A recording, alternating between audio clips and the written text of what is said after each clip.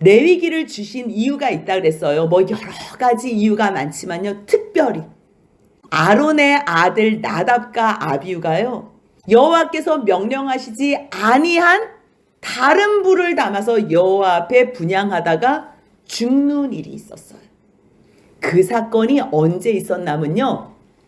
출애굽기 40장에서 성막을 지어 하나님 앞에 봉헌한 후 7일 동안에 대제사장, 제사장 위임식을 했어요. 위임식을 하고서 8일째 되는 그날 아론이 하나님 앞에 첫 제사를 드렸어요. 그때에 불로써 번제물과 기름을 다 사르면서 제단 위에 여호와의 영광이 나타난 것을 온 백성이 보고 소리를 질렀어요. 그래서 그 불로 하나님께서 이제 번제단에 불을 꺼트리지 마라. 그래서 그 불로 하나님 앞에 나아가야 되는데요. 나답과 아비후가 하나님의 말씀을 듣지 않고 그냥 다른 불로 임의적으로 나아가다가 결국 그 불이 여호와 앞에서 나와서 그들을 삼켜서 죽은 거예요. 그 죽은 사건으로 말미암아 하나님께서는 아론과 모세에게 특별하게 말씀해 주시는 그 내용이 바로 레위기 전체의 말씀이에요. 그 10장 1절에서 죽었어요. 그 후에 10장 8절에서 뭐라 그래요? 여호와께서 아론에게 말씀하여 이르시되 아론의 두 아들이 죽었기 때문에 그 마음을 위로해 주시고 싶었던 거예요. 속된 것, 거룩한 것, 또 부정한 것, 정한 것을 구별해. 모세에게는 많은 규례에 대해서 말씀하셨어요. 규례는요, 특별히 하나님 앞에 예배로 나아가는 것. 하나님께서 성막을 왜 만드셨어요? 대제사장과 제사장들을 왜 세우셨어요? 내가 너희들을 만나겠다는 거예요. 만나겠다. 근데 하나님이 거룩한데 이스라엘 백성들은 죄가 있기 때문에 직접 만날 수가 없어요. 직접 나오다가는 죽어요. 그래서 하나님께서는 하나님을 만나도 죽지 않는 방법을 가르쳐 주신 거예요. 그 방법이 1장에서부터 7장까지 나오는 5가지 제사법이에요. 번제, 소제, 화목제, 속제제, 속건제. 그리고서 제사장 위임식에 대해서 말씀하세요. 그 말씀이 8장이에요. 9장에서 아론이 첫 제사를 드려요. 그런데 10장에서 나답과 아비후가 제사를 드리다가 죽어요.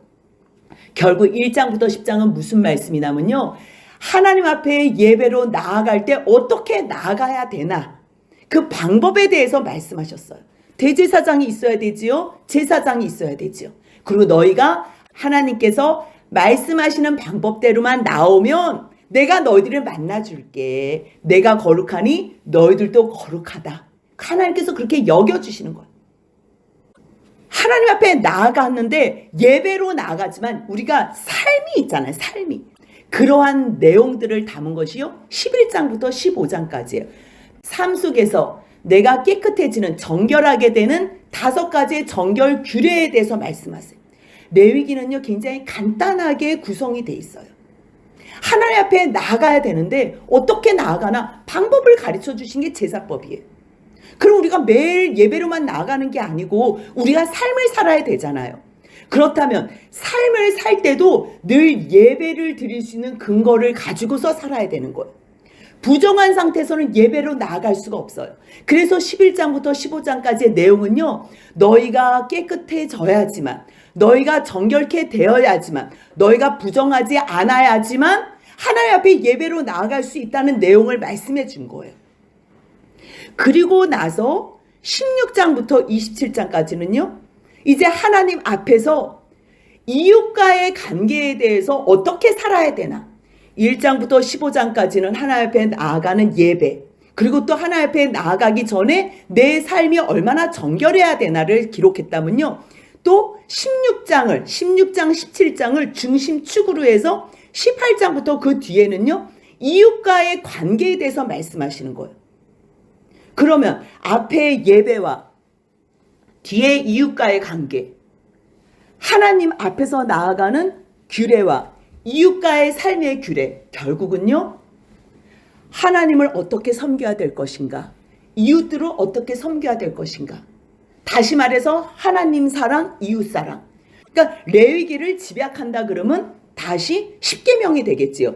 1계명부터 4계명까지는 하나님 사랑. 어떻게 표현해요? 하나님 앞에 예배로 나아간다. 5계명부터 10계명까지는 이웃 사랑. 어떻게 표현해요? 가장 가까운 부모님부터 공경하면서 이웃을 사랑하는 내용으로 우리가 살아가는 거예요. 그런데 이 시점에 15장까지, 그 다음에 18장부터 이어지는 그 사이에요, 16장, 17장이 있어요.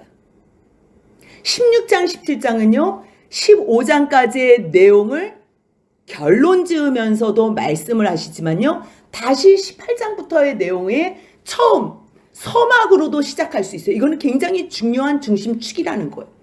뭐가 중심축이에요? 하나님 앞에 예배 드릴 때에, 제대로 하나님을 사랑할 때에 이웃을 섬기고 사랑할 수 있다는 거예요. 그러면 어떻게 사랑하고 어떻게 섬길 수 있냐는 거야. 우리 힘으로는 절대 할 수 없는데 하나님께서 또 방법을 가르쳐 주시는 거예요.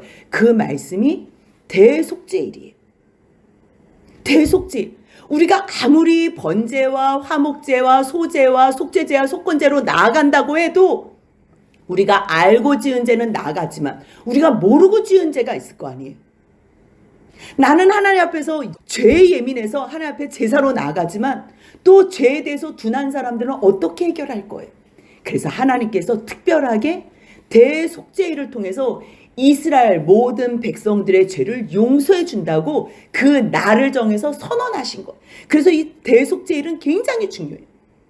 그렇다면 그 대속죄일에 하나님께서 용서해 주시고 이스라엘 백성들을 만나 주시고 내가 너희들을 거룩해 주시는 내용은 결국 무엇으로 거룩하게 해주냐? 그 말씀이 17장의 말씀인데요. 피제사로만 하나님한테 나아갈 때에 우리가 결국 용서받을 수 있고 속죄함을 받을 수 있고 하나님 앞에서 우리가 거룩함을 입을 수 있다는 말이에요. 그래서 전체 레위기의 말씀은요, 뭐 앞에 제사로 나가는 것도 중요하고 우리의 삶이 정결한 삶도 중요하지만요, 주님은 이 대속죄일, 그리고 전체적으로 피제사로 통해서 하나님께서 예수 그리스도로 말미암아 우리를 구원해 주신다는 것을 또 한 번 확인시켜 주시는 말씀이에요. 그렇다면 오늘 우리가 이 대속죄일이 있는 이 말씀을 배우기 전에 이스라엘 백성들은 어떤 절기를 지키나? 하나님께서 이스라엘 백성들에게 지키라고 하는 날과 절기는 무엇인가에 대해서 잠깐 생각해 볼 필요가 있어요. 그래야지 이 대속죄일의 중요성을 알기 때문이에요. 주님께서는 창세기 1장에서요. 첫째 날부터 여섯째 날까지요. 하나님께서 말씀으로 이 세상을 창조하시고 마지막 여섯째 날에 하나님의 형상으로 사람을 지으셨어요. 그리고서 일곱째 날에 하나님께서 하시던 일을 끝내시고 쉬셨어요. 그 하시던 일이라는 것, 하나님의 일을 마치신 그 시간은요, 여섯째 날 다음 일곱째 날 안식일의 의미도 있지만요, 결국은 이 성경 전체 창세기 3장 이후의 내용, 계시록까지의 내용이 다 들어가 있다고 생각해도 돼요. 왜냐하면 하나님께서는 안식을 원했지만 안식을 아담이 깼어요. 죄로 말미암아. 하나님의 사랑하는 백성들과 영원히 쉼을 누리고 싶었지만요, 하나님의 자녀가 하나님을 버리고 떠난다면 그때부터 부모에게는 쉼이 없는 거예요. 그래서 예수님께서 안식일 날 계속 병자들을 고치시고 다니시면서 바리새인들이 너 왜 안식일 날 일을 하냐 그랬을 때 예수님이 뭐라고 말씀하셨어요? 아버지께서 일을 하시니 나도 일을 한다고 말씀하시는 거. 하나님은요, 자녀가 죄를 지은다면 이 자녀들이 온전하게 회복될 때까지는요, 좀처럼 쉴 수가 없으셨던 거예요. 물론 그것이 사람이 잘 알아듣게끔 표현한 말씀이지. 예수로 말미암아 하나님께서 영원의 시간 속에서 이미 벌써 다 구원하시고, 우리는 과거, 현재, 미래가 있어서 이 시제라는 게 있잖아요. 그런데요, 하나님의 나라에는 시제가 없어요. 과거, 현재, 미래가 없어요. 이 시간을 초월하는 영원한 현재라고 우리가 표현할 수 있는 시간이 있을까? 그렇기 때문에 과거의 시간도 하나님 나라에서는 영원한 현재 속에서 들어가고요. 우리가 생각하는 미래의 시간도요, 하나님 나라에서는 영원한 현재 가운데 들어가요. 그렇기 때문에 이미 벌써 우리가 천국에 갔다고 말해도 맞고요. 또 하나님 나라에서는 이 시간이 없으면 절대적으로 하나님의 나라의 시간은 있을 수가 없는 거예요.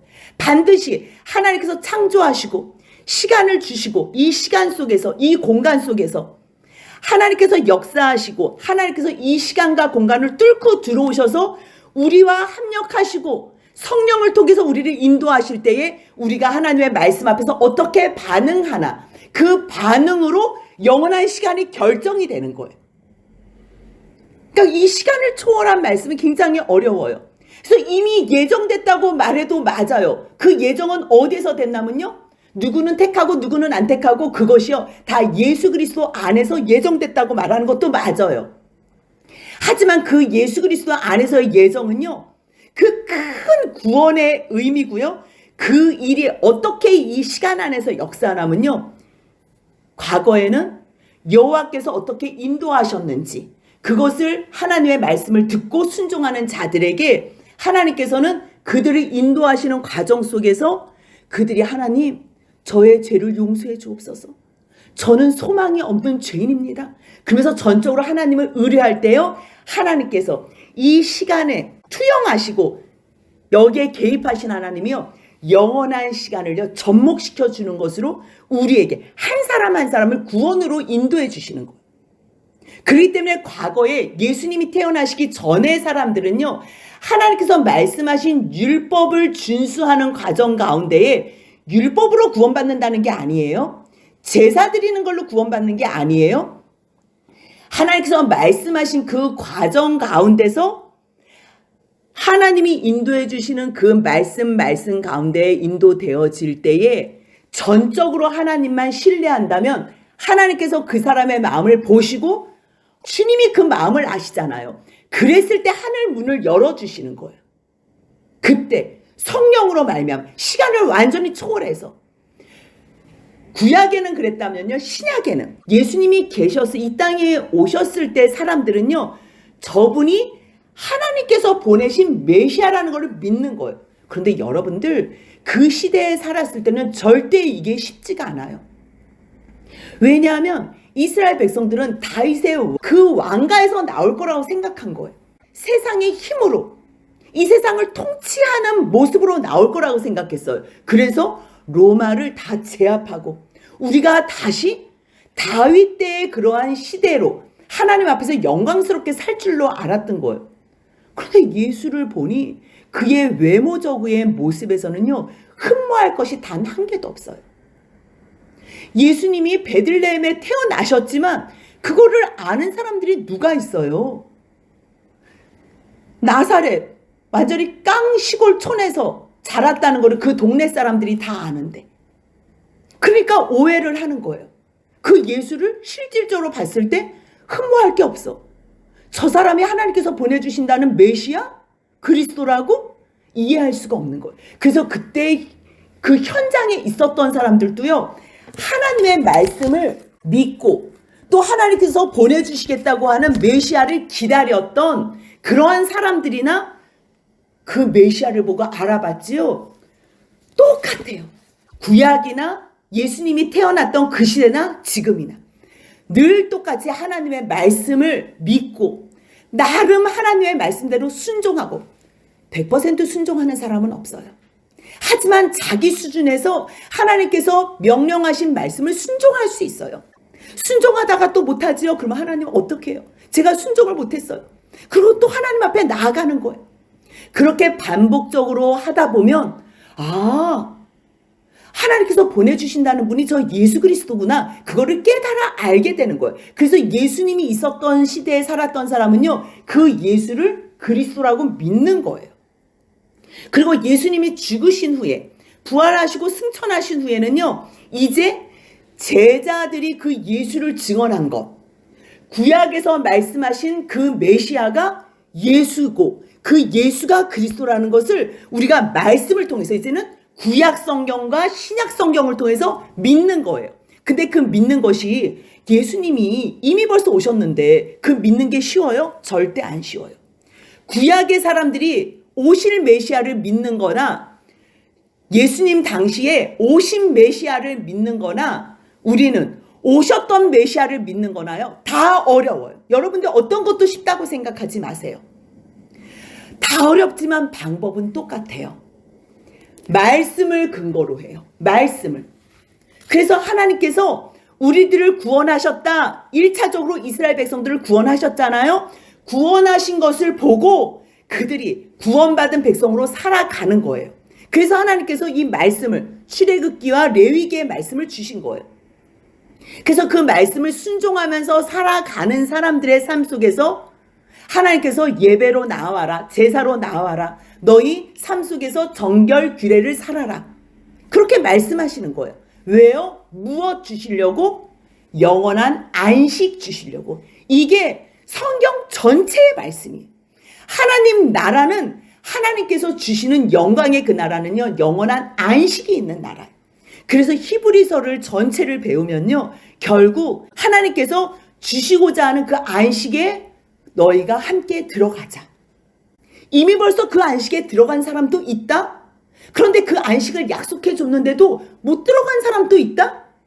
그렇다면 진정 성경을 통해서 우리에게 주시고 싶어 하시는 것은 무엇이냐면요, 안식이에요. 안식. 그래서 하나님께서 안식일을 기억하라, 안식일을 지켜라, 안식일을. 주님은 우리와 함께하는 영원한 안식을 계획하시고 그 뜻을 이루시기 위해서 예수 그리스도를 준비하시고 예수로 말미암아 영원한 안식을 주시기로 하셨어요. 그래서 성경 전체는요, 진정한 쉼을 주시길 원하시는 하나님의 사랑이에요. 그것이 어디서 이루어져요? 하나님 나라에서 이루어지는 거예요. 그런데 세상에서 안식일, 그것은 깨졌다는 거예요. 실제적으로 안식일 전에 예수님께서 십자가에 죽으셨어요. 그리고 그들이 생각하는 그러한 안식일에는요, 주님께서 무덤에 장사 지낸 바 되셨어요. 그리고 안식일 첫날, 그날을 여덟째 날이라 그래요. 그 날에 예수님께서 부활하셨어요. 그래서 레위기에는요, 여덟째 날이 많이 나와요. 여덟째 날. 아론이 첫 제사를 드린 것도요, 여덟째 날 제사를 지내요. 무슨 말이에요? 하나님께서 예수 안에서 우리를 왕같은 제사장으로 세우실 거라는 언약의 표징인 거예요. 그래서 여덟째 날, 여덟째 날. 할례를 행하는 것도 여덟째 날이고요. 예수님께서 부활하신 날도 여덟째 날이고요. 제자들에게 나타나셔서 첫 번째로 내가 너희에게 평강을 주리라 말씀하신 그날도 여덟째 날이에요. 결국 안식이 이 땅에서 7일째 되는 안식일에는 깨졌지만 하나님께서 여덟째 날을 새롭게 새 소망의 날, 생명의 날, 영원한 안식의 날로 여덟째 날을 주신 거예요. 그날이 안식 후 첫날, 주의 날, 우리가 지금 하나님 앞에 예배로 나온 이 안식이 영원한 주일이 되는 거예요. 그래서 주의 날 안에서 안식이 있어서 안식일 다음에 중요한 날이 여덟째 날의 의미를 가지고 있어요. 그리고서 주님께서 가장 중요한 세 가지 절기를 지키라 그러는데요. 유월절, 오순절, 장막절 세 가지 절기를 지키라 그래요. 유월절은 뭐예요? 너희가 애굽에서 구원해 나는 날도 유월절에 어린 양의 피로 구원을 받는 거다. 또 성막 가운데서 예외로 나오는 것도 민수기 9장에서 유월절로 그 피로써 하나님 앞에 예배로 나온다. 진정 우리가 성전이 되는 그 내용까지 유월절이 없으면 안 된다는 거예요. 예수의 피, 예수의 피. 진정한 유월절 어린 양 대신 그 예수를 예표하기 위해서 유월절을 가장 중요하게 말씀하세요. 근데 그 유월절 날 예수님께서 잡히시던 그날이요, 유월절이에요. 근데 그날이 안식일 전이에요. 이게 공교롭게 겹친 거예요. 안식일 날 완전한 안식을 주시기 위해서 주님께서는 무덤에 장사됐다는 거예요. 유월절 날 예수님께서 십자가에 죽으셨어요. 대제사장들은 유월절을 피하자 그랬어요. 그런데 하나님께서는 예수님을 유월절 어린 양이 되게 하기 위해서요, 유월절 날 주님 앞에 드려지는 그 시간에 십자가에 죽게 하신 거예요. 그리고서 무교절 날 7일 동안 또 무교절 행사를 하잖아요. 쓴 나물을 먹으면서 무교병을 먹으면서 하나님 앞에 구원받은 것을 감사하는 절기가 무교절이에요. 그 무교절날 예수님은요 장사 지낸 거. 근데 무교절에는요 너희가 아무 노동도 하지 말라고 주님께서 말씀하셨어요. 이 세상에 살아있는 사람 중에서 아무 노동을 하지 않은 사람이 어디 있어요. 그런데 예수님께서는요 죽으셔서도 하나님 말씀에 온전하게 순종하시면서요 무교절날 아무 노동도 하지 않으시고 장사 지낸 바 되셨어요. 그리고 초실절 날은요 6월절 다음 날을 초실절이라 그래요. 그날에 바로 예수님께서 부활하셨어요. 그 부활은요 원래 초실절에는요 보리의 첫 수술을 하나님 앞에 드려요. 하나님의 사랑하는 자녀들의 첫 열매가 되셨다는 의미로 예수님께서 6월절 다음 날 그날이 안식 후 다음 날 8째 날에 부활하시는 거예요. 그래서 우리의 첫 부활이 되셨어요. 하나님께서는요 이스라엘 백성들에게 절기와 어떠한 특별한 날을 주시는 거는요 아무런 의미가 없이 그냥 무작위로 주시는 게 아니에요. 이미 벌써 하나님의 머릿속에 하나님의 계획 속에 정해져 있는 그것을 가르쳐 주시기 위해서 예표로 6월절 날이 있었기 때문에 예수님께서 6월절 날 돌아가신 것이 아니고요. 예수님께서 그날 돌아가셔야 했기 때문에 그날이 6월절이고 그 6월절을 기념하게 하기 위해서 앞으로 당겨서 6월절을 하나님께서는 만드신 거예요. 제정하신 거예요. 오순절은 뭐예요? 시내산에 올라갔을 때 출애굽기 19장이 그때 말씀을 받은 날이에요. 아무리 하나님께서 말씀을 주시면 뭐예요? 성령이 임하지 않으면 하나님의 말씀을 들을 수가 없는 거예요. 결국 시내산에 가서 하나님의 말씀을 듣고 우리가 하나님의 백성이 되길 원합니다. 하나님이 우리의 하나님이 되어 주옵소서. 그렇게 언약했던 그날을 우리가 애굽에서 출애굽한 지 우리가 50일로 봐요. 결국에는요 오순절날 성령께서 마가의 다락방에 내리셔서 하나님께서 말씀해 주신 거를 깨닫게 해주셨잖아요. 아무리 하나님의 말씀이 있어도요 우리가 성령을 받지 않으면 하나님의 말씀을 들을 수가 없어요. 그래서 특별히 오순절 날에는요 밀을 수확해서 하나님 앞에 드리는 날인데 밀의 첫 수확, 이 세상의 풍성함으로 하나님 앞에 나아가잖아요. 무엇과도 같나면 성령님이 우리에게 오셨을 때요 세상의 풍성함을 넘어서 하나님께서 주신 이 만유의 풍성함을 다 누릴 수 있는 거예요. 누가 오셔서요? 성령이 오셔서. 그래서 이 오순절의 의미는요 하나님께서 성령을 부어주시겠다는 그 약속의 의미가 담겨 있는 거예요. 그렇다면 6월절은 1월 14일이에요. 그 다음에 무교절 그 다음 날이 1월 15일이고요. 날짜로 계산하면 초실절은요 1월 16일이에요. 그럼 오순절은요 1월 14일부터 50일을 계수한 날이에요.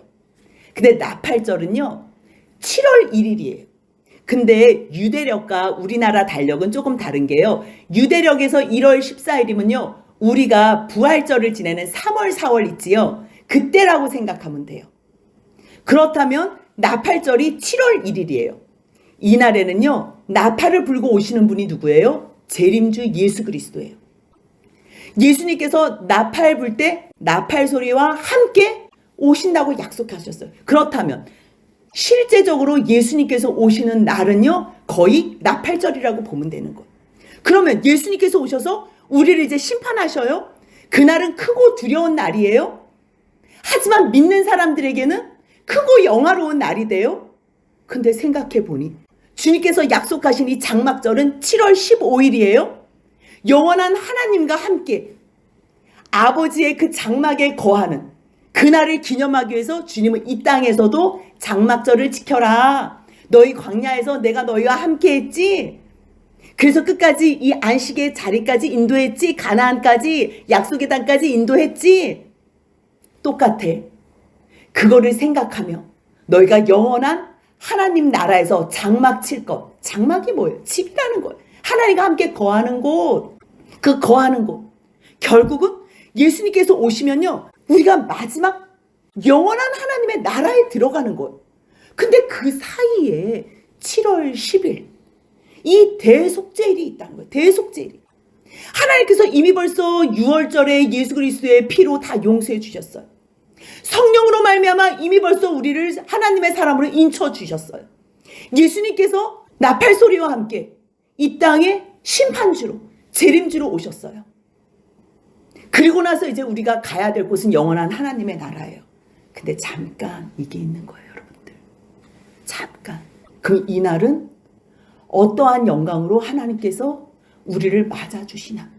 그래서요, 이 레위기 16장은 최고의 선물의 장이에요. 이 땅에서 하나님 앞에 회개하면서 살아도 우리의 죄가 온전하게 용서함을 받아요? 또 죄 짓잖아요. 또 죄 짓잖아요. 죄 짓는 걸 어떻게 하겠냐. 이 육신이 있는 동안에 죄를 지을 텐데 그 몸으로 부활하는데 어떻게 하겠냐고요. 걱정하지 말라는 거예요. 내가 예수로 말미암아 준비해놓은 이 한 사람 대제사장 예수 그리스도로 말미암아 너희의 죄를 완전하게 용서해 주시겠다는 언약의 증표예요. 요만한 죄도 너희 문제 삼지 마. 너희 최선을 다했어. 이제는 내가 예수 안에서 너희들을 구원했고 내가 예수 안에서 성령으로 말미암아 너희들을 인도했지만 이제는 마지막에 다시 예수 안에서 마지막 마침표를 찍을게 이거예요. 우리가 이 의미를 모르면요. 아유 이거는 또 뭐래. 아이고 이제 겨우 뭐 5가지 제사 끝나고 5가지 정결 규례 끝났는데 아유 뭐 이게 또 대속죄일이 나와. 예. 진정 하나님 앞에서 이 예배로 회복될 때에 아 하나님께서 용서해 주시는구나. 나는 완전히 구원받은 백성이구나. 나는 이미 벌써 구원이 끝났구나. 시간 밖에서 구원이 끝났다는 것을 믿는 사람만이 18장부터 나오는 이웃과의 관계 속에서 죄를 범하지 않을 수 있어요. 이 땅에서 죄 안 짓고 살 수는 없어요. 그런데요. 하나님의 은혜와 사랑, 이 거듭남의 은총, 대속죄일의 피제사, 예수 그리스도의 그 보혈, 그 공로, 그 은혜, 그 사랑을 알면요. 우리가 18장부터 나오는 죄에 충분히 안 짓고도 살 수 있다는 거예요. 충분히 안 짓고도 살 수 있어요. 여러분들 우리가 왜 꼭 죄를 지어야 돼요? 그건 하나님의 사랑을 몰랐을 때예요. 내 마음대로 살고 싶고 나의 정력만을 내가 중요한 거 내가. 근데 이 눈이 열리는 거예요. 이 눈이. 아, 이 세상에서는 잠깐 역할일 뿐이구나. 하나님께서 하나님을 알만한 것들로 가장 선하게 나를 이 땅에 보내주셨구나. 그렇다면 내 역할은 뭐예요? 하나님의 말씀 계명 준수하면서 지켜나가는 거예요. 예수 그리스도가 우리의 죄를 구원해 주시는 구원주라는 거 처음부터 깨닫는 사람은 아무도 없어요. 왜 나는 못 깨닫지? 정상이에요. 아무도 없어요. 이 세상에 모두가 죄인이기 때문에 한 사람도 의로운 사람 없어요. 예수 외에는 아무도 없어요. 그렇다면요. 죄인이라고 아무것도 할 수 없어요? 아니에요. 구원받은 것을 하나님의 말씀 믿는다면 구원받은 백성으로 살아가면 돼요. 근데 살려니까 이게 믿음이 없는 거예요. 하나님 내가 구원받았다는 근거도 없고 나 잘 모르겠어요. 그래서 흔들려서 죄를 짓는 거예요. 내가 구원받은 하나님의 백성이라는 거 알고 그 값을 예수를 죽이심으로써 하나님의 아들, 이 세상을 창조하신 창조주를 내 죄를 용서해 주기 위하여 구속주를 보냈다는 것을 깨닫게 된다면 그때부터는 하나님의 말씀을 순종하게 돼요. 물론 그 순종하는 것이 한 번에 깨달아졌다고 0에서부터 100, 한 번에 100% 다 순종할 수는 없어요. 그때부터가 성화가 시작되는 거예요. 전에는요, 내 죄 때문에 애통해 본 적이 없어요. 내가 일이 안 풀려서 하나님께서 내 뜻 이루어주지 않은 것 때문에 내가 속상하고 화가 나는지만요, 이제 하나님의 말씀을 깨달은 다음에는요, 나 왜 이렇게 자꾸만 하나님 말씀에 순종하지 못하는 거지? 아니 지난번에 그렇게 순종하겠다고 약속해놓고서 너 아직도 죄를 안 버렸니? 이제는 나한테 화가 나는 게요, 내가 일 처리가 잘못돼서가 아니고 내가 하나님 말씀에 순종하지 않는 것 때문에만 화가 나요. 사람이 그렇게 바뀌어요. 전에는요, 내가 제일 중요했어요. 그래서 하나님도 내 수단으로 이용하기 위해서, 그래서 하나님한테 뭘 딜을 하고 뭘 조금 해주는 척하고. 왜요? 나 이 땅에서 잘 먹고 잘 살게, 나 영광 받게 해달라고. 그래서 하나님이 필요했는데요, 이미 벌써 하나님께서 나를 위해서 아들까지 내어주신 사랑을 깨달은 다음에는요, 내가 나를 위해서 더 살 필요가 없게 되는 거예요. 그 다음부터는 누구를 위해서 살고 싶으냐면요, 하나님을 위해서. 그 하나님의 사랑이 있었음에도 불구하고 하나님을 배역하고 반역했던 내가 너무너무 싫은 거예요. 그래서 하나님을 위해서 살아드리고 싶어서 이제는 죄를 하나씩 끊는 거예요. 그런데 이 습성이, 다음 시간에 16장 전체를 다 한번 볼 거예요. 지성소부터 죄를 속해요. 지성소에 속죄의 죄를 드리면서 피를 뿌리면서 죄를 속해요. 그리고 회막에 죄를 속해요. 번제단에 속해요. 무슨 말이에요? 실제적으로 하나님을 만나면요, 내 깊은 마음, 어느 누구도 알지 못하는 내 가장 깊은 이 마음 자리에, 거기서 죄가 용서받는 거예요. 내 죄가 속죄가 되는 거예요. 그랬을 때 내 생각, 사람들이 알 듯 말 듯, 그러고서 마지막으로 드러나는 것이 완전한 내 행동, 그것까지 바뀌는 거예요. 처음부터 겉이 바뀐다? 아니에요. 그래서 이 대속죄 일에는요, 지성소로 먼저 들어가서 속죄제를 지내는 게 말씀이 나와요. 오늘 16장 1절요. 그 두 아들 나답과 아비후가 여호와 앞에 나가다가 죽던 그 날 이후에 며칠 안 돼요. 지금 요 사건은요, 민수기 9장 그 6월절이 1월 14일이에요. 성막을 만든 출애굽기 40장이요 1월 1일이에요. 14일 동안 있는 말씀이 출애굽기 40장부터 민수기 9장까지의 말씀이에요. 그 사이에 나답과 아비후가 죽어서 너무 큰 사건이 터진 거예요. 하나님께서 하나님의 백성과 사랑하고 만나서 하나님의 뜻을 충분히 이야기하고 같이 교제하고 사랑하기 위해서 성막을 만들었는데 거기에 제사하러 나오다가 죽었어? 그러니 안 되지요. 그래서 하나님께서 모세에게 특별하게 대속죄일날 지성소에 나아갈 때 하나님의 말씀대로 그대로 행하라. 그래서 모세에게 말하는 거예요. 왜 아론에게 말할 수 없었냐면요, 하나님 앞에 나아가다가 자녀 둘이 죽었는데 그 쇼크가 얼마나 커요. 근데 이거를 아론에게 직접 말하면 아론이 감당을 못하는 거예요. 그래서 모세에게 말하는 거예요. 모세에게. 그래서 뭘 얘기해요? 내 형 아론에게 잘 전해줘. 뭐라고요? 성소의 휘장 안, 지성소를 얘기하는 거예요. 지성소. 성소의 휘장 안, 법궤 위, 속죄소 앞에 아무 때나 들어오지 마. 만약에 아무 때나 들어오면 죽게 돼. 그리하여 죽지 않도록 하라. 죽게 되니까 그게 염려스러워서 하나님은 구구절절히 자세하게 말씀해 주시는 거예요. 너가 들어올 때는 화려하게 대제사장 의복을 입지 마. 우리가 어렸을 때부터 잘못 들은 설교가 있어요. 왜 딸랑딸랑하는 그 방울들 있잖아요. 그 방울을 그 지성소에 들어갈 때 입는다고 생각을 해요. 그래서 지성소에 들어가는데 지성소에는 아무도 들어갈 수 없다. 대제사장들만 들어간다. 근데 소리가 안 나면 죽었는데 다른 사람이 들어가면 지성소에 들어가면 다 죽기 때문에 그 줄 방울 소리가 안 나면 끈을 묶어가지고 시신을 빼온다고, 이런 설교를 저는 여러 번 들었던 것 같아요. 그래서 지성소에 들어갈 때는 대제사장 의복을 입는 줄 아는데요. 성경을 보니까 절대 아니에요.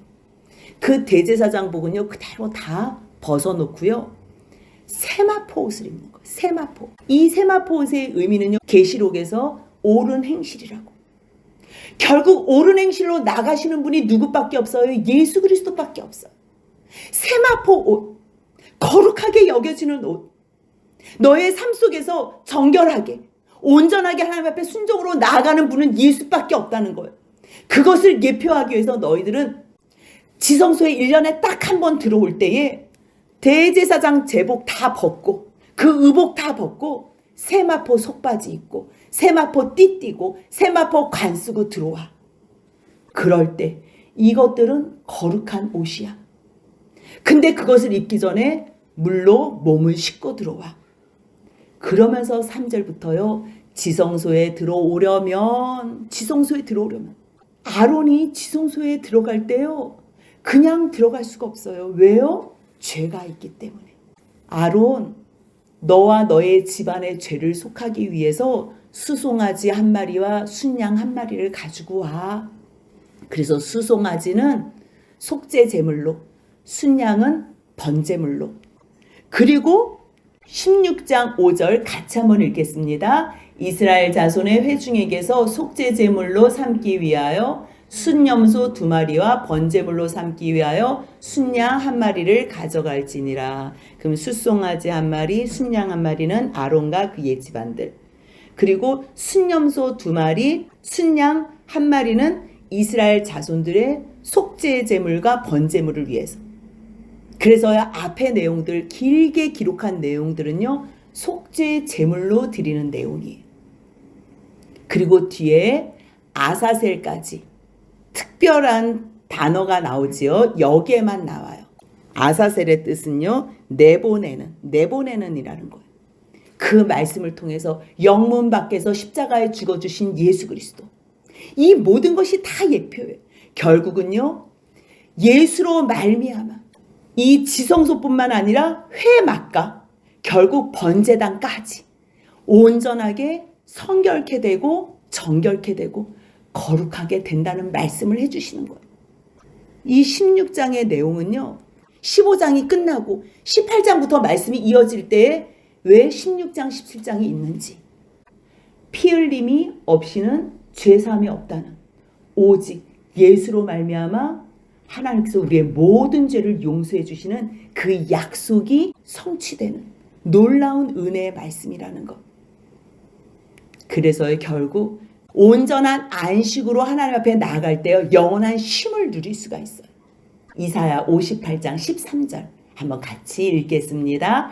만일 안식일에 내 발을 금하여 내 성일에 오락을 행하지 아니하고 안식일을 일컬어 즐거운 날이라 여호와의 성일을 존귀한 날이라 하여 이를 존귀하게 여기고 내 길로 행하지 아니하며 내 오락을 구하지 아니하며 사사로운 말을 하지 아니하면 주님께서 어떠한 복을 주시기로 약속하셨냐면요, 레위기 16장 31절 같이 한번 읽겠습니다. 이는 너희에게 안식일 중에 안식일인즉 너희는 스스로 괴롭게 할지니 영원히 지킬 규례라.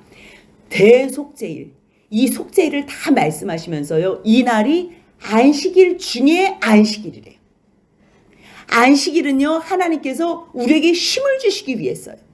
그런데 그 쉼이 이 땅에서의 안식은 깨졌어요.